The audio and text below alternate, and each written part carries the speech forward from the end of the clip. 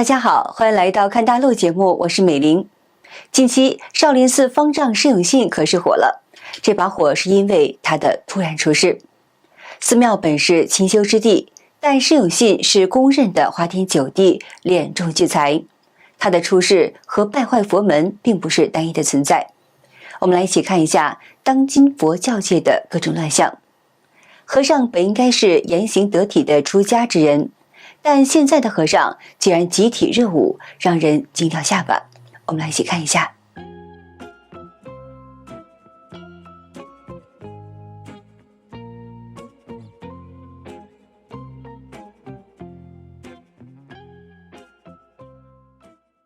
和尚跳舞让人瞠目结舌，而这堪称魔幻的一幕就发生在当下。有网友评论说，这融合了中字舞、芭蕾舞、交谊舞和蒙古舞。而所谓的中字舞，就是在文化大革命时期呢，中共逼着老百姓跳的。现在的和尚不但热衷于跳舞，而且还很爱钱。X 平台网友真相传媒发帖说呢，古时的和尚化缘只要饭，不可要钱财，但现在的假和尚只要钱，而且拿那么大的一直播，还与时俱进的要扫码化缘。咱们来一起看一下。送段经啊，没有。我得拍一下，得送一段经。二维码都准备好了。二维码来，老板，来点菜啊！我来扫一下。来扫一下，扫一下，扫一下啊！哎呀，这烧的有没有什么效果？这里面这么多钱啊！多少个天？对不对？就换那个现金啊！有网友说，真正的比丘是不碰钱的，只起食物也不多拿。修炼人是不参与世俗政治的，但现在的和尚们都堂而皇之的聚在一起唱红歌。咱们来一起看一下。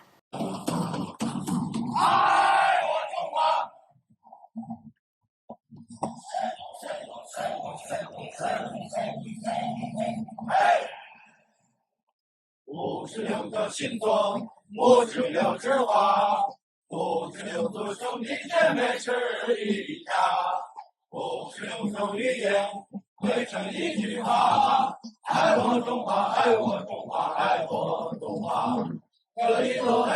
视频中的舞台背景写道：九华山佛教界庆祝中共成立100周年文艺演出。如果说和尚们集体唱歌歌颂共产党，就已经让人感到够炸裂的了。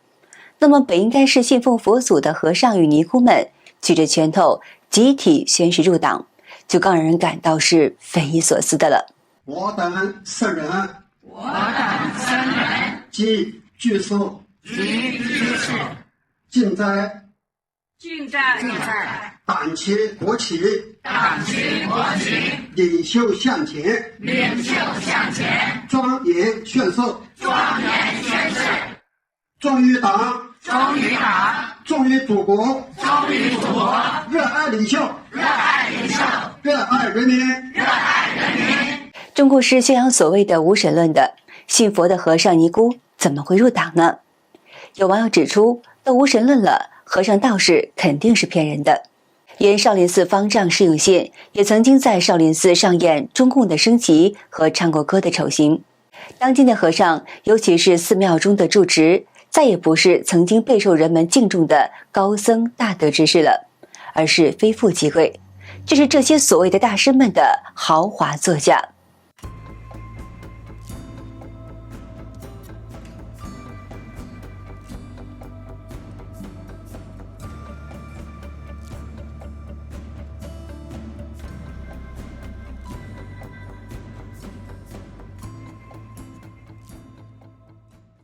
X 平台网友海外爆料发视频，显示中国某地住持排场很大的实拍画面，并且又指出，如此这般隆重的大阵象，迎来的原来只是一群喝酒吃肉兼好色的假和尚。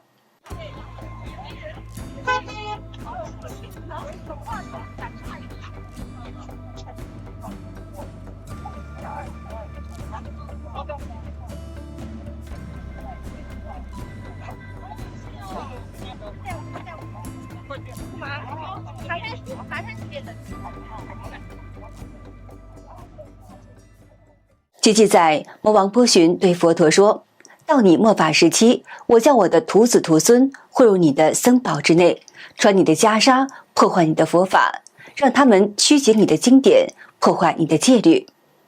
有网友指出，被共匪沦陷后的中国早已经进入了末法时代，党员和尚、书记和尚、科长、处长和尚，红魔共匪们的目的达到了。有网友忍不住感慨，现在的庙里的和尚都是魔王波旬的魔鬼弟子，所以呢，他们有钱有女人有奢侈品和豪华的汽车，可是有一样，他们可得下地狱呀，得下地狱呀。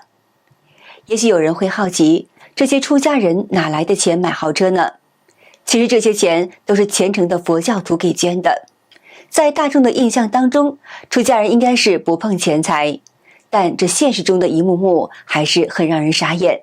其实这些和尚不但爽快接过信徒们的捐赠，还想方设法地搜刮游客们的钱。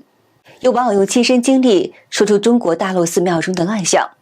去台湾最大感触的是寺庙，去了行天宫没有门票，没有收费，连个捐款箱都找不到，烧香任拿，但大家很自觉地只拿3根，求签解签，里面的僧侣分文不取，你要捐助随意就好，你要更虔诚买供奉请到外面去。寺庙干干净净，见不到半片垃圾。去了五台山，到处都是各大银行建的昂贵的旅馆，脏乱不堪，假和尚到处都是，进山门票300块，一包香烟300到几千块，每个寺庙都有一群人伸手要钱，逼你做法事。你说没现金，他们居然还摸出一个刷卡器出来。这是和尚数钱数到开心的模样。和尚应该是不近女色的，不吃肉不喝酒的，但现在的和尚不但有女朋友，还出手大方的给其买礼物。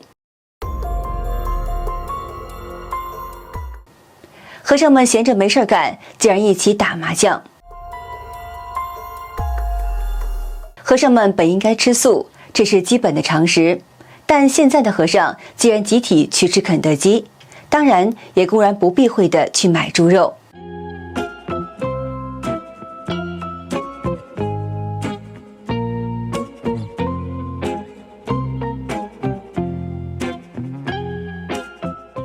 而和尚喝酒也不偷偷摸摸了。X 平台网友金雅丽披露说，我们老家那边很多假和尚，初中毕业就去学做和尚或者理发，2选1，学好了就去浙江上班，哈哈。有一个住持曾经是一个混子，被浙江一富婆给包养了，给他包了个寺庙来做住持，然后就带着很多人走了这条路。一到过年，他们就炸金花，是扑克牌的游戏，炸得很大，下赌注金额很大，满口是污言秽语，家里都有老婆。这是中国老百姓眼中的和尚，说白了也确实是假和尚，和本应清净无为、不近女色、严守戒律的出家人相差甚远。这几年流行一句话，许的愿望都叫和尚给实现了，这是这句话的现实版。有网友讽刺说，你许的愿望，大师正在帮你实现。有假和尚，自然也有假尼姑，这是网络流传的视频。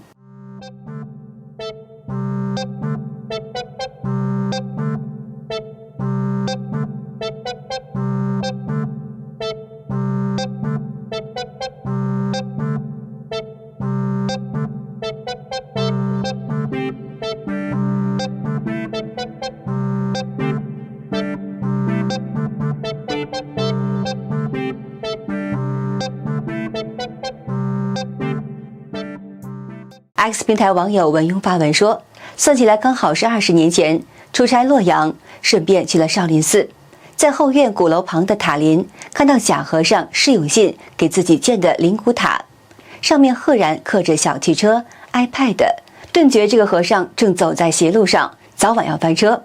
果不其然，在匪党国混得如水得鱼的都是这种没底线的货。那么说到少林寺的方丈释永信，就不能不说说他的派头。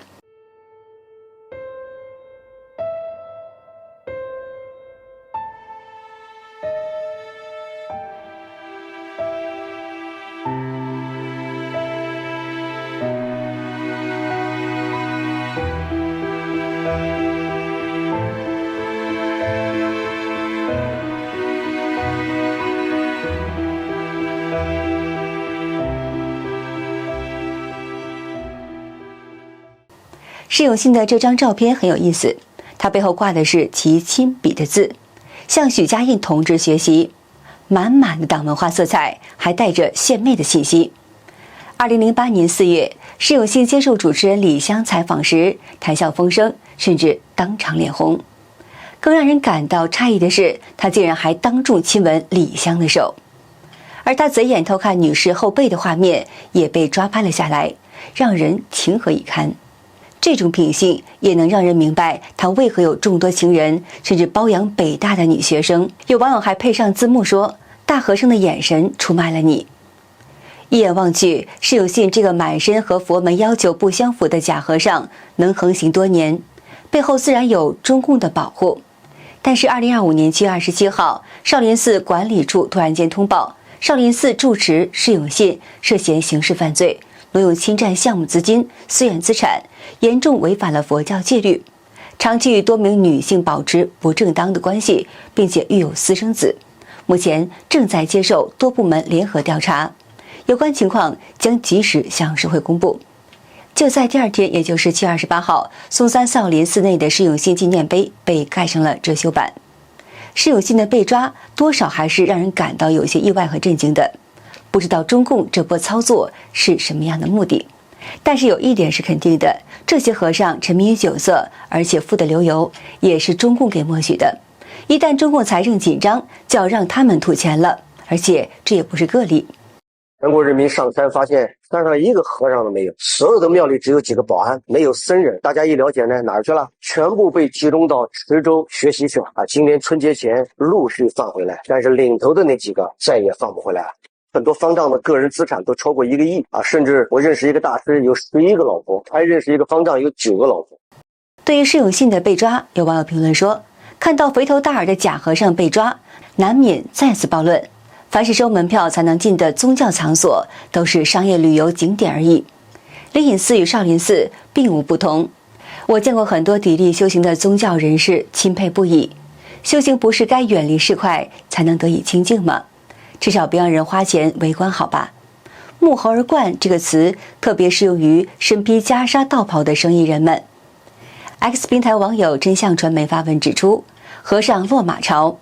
释永信只是个起点，网传中共佛教协会副会长、政协委员、深圳弘法寺方丈印顺大和尚也被抓了。看来中共多年来对这些和尚们的胡来一直处于睁一只眼闭一只眼的暧昧态度，就是为了关键时刻要去给党解决财政困境而准备的。有知情网友披露说，印顺大和尚爱搞钱、爱做工程，深圳商界都知道，手伸得长。上海玉佛寺从1999年被这一辽宁锦西人把控，看面相也是同款。别的不清楚，门言他倒是接待贵宾不亦乐乎，有唱歌的，有做生意的。释永信被抓以后，此前一向包庇他的中共官方也是摇身变换腔调，对其进行了以下的指控，包括挪用资产、侵占项目资金、长期和多名女性维持不正当的关系，并且育有私生子，僧尼俗混不清。中共官方听起来似乎是在义正言辞，但是早在2015年，化名释正义的和尚就曾经举报过释永信和尼公有私生子，侵吞少林寺的资产等等，但中共官方当时集体给释永信洗地。据悉，释正义是少林寺武僧总教头释延鲁。2015年8月8号，释延鲁等6人赶到北京，向中共国家宗教局实名举报释永信失踪罪。但中共当局以查无实据对该举报进行了终结。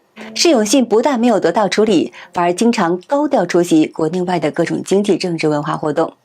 现在网友们在关心释延鲁的情况。2015年，释延鲁说释永信玩弄女性，并存在严重的经济问题。结果呢，没人信他。释延鲁被签单还俗，面临诬告罪名的同时，听说还被关了一阵子。而当时的释永信由于势力庞大，安然平安落地。现在真相出来了，释永信的行径被证实，释延鲁没有诬告。只是不知道当时那些个把他往死里整的人，会不会给他来个公开道歉呢？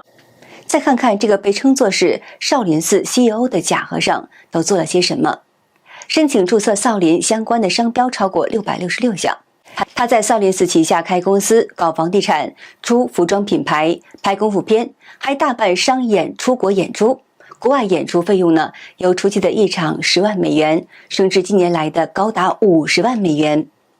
2020年，他竟然举办所谓的少林寺时装秀。少林寺还是中国对外文化输出的重点，与孔子学院分别主打文与武的路线，替中共给海外那些向往中国传统文化的人洗脑。就连马云都说释永信谈起生意来头头是道。释永信被抓以后，少林寺虽然是换了新的方丈释印乐，但商业气息依旧是很浓重。有中国博主发视频说，少林寺一份最便宜的斋饭就要50块，一人餐50，对，这是最便宜的了是吧？也可以单点。这菜单：猴菇蒸香98，菌香纳福48，荷叶豆腐、吉祥三宝、罗汉汤、米饭，一共50。该博主说呢，寺庙餐厅挂着吃素是福的标志，我吃素了，你们是有福了。他直言再也不来了。从中我们可以看出，寺庙已经变成了一门心思挣钱的产业了。而这名新上任的方丈此前和多名年轻女性在一起的视频也流传了出来。我的人，别来到生活的起好了，在绝望的对手正常人。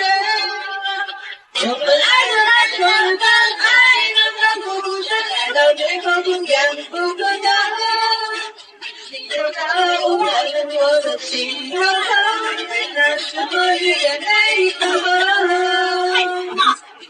看来这名新方丈和此前的方丈释永信爱好有些相似。2025年的7月28号，旅美独立评论人士蔡胜坤在 X 平台上发文说，中国寺庙香火之盛不是出自于真正的信仰，而是官员与商人们捧场炒作，老百姓舍财免灾的支撑的结果。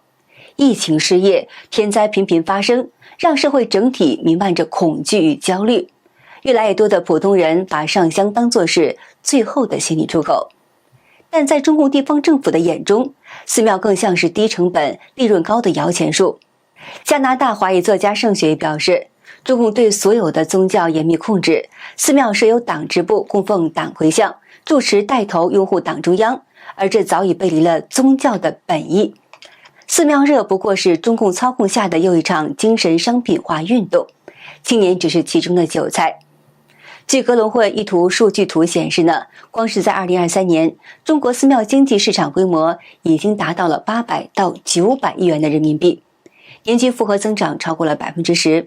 而且中国有名的峨眉山、九华山灵隐寺分别年入是8.2亿元、7.2亿元和6.7亿元，预计在2025年的年收入将突破1000亿元。2025年，年轻人不卷职场、卷上香的现象更成了风潮。有调研显示，接近70%的消费者都去过寺庙，其中19到30岁的人更是占将近了50%。而更让人啧舌的是，很多寺庙不仅收门票、香火费，还开出各种周边商品和旅游地产。灵隐寺售卖每瓶58块钱的陈皮酱油，五台山则推出了自有白酒品牌，甚至还在短视频平台公开打造佛门男团直播卖货。也有部分寺庙还直接涉足公寓的开发、酒店运营和网络科技等商业的项目。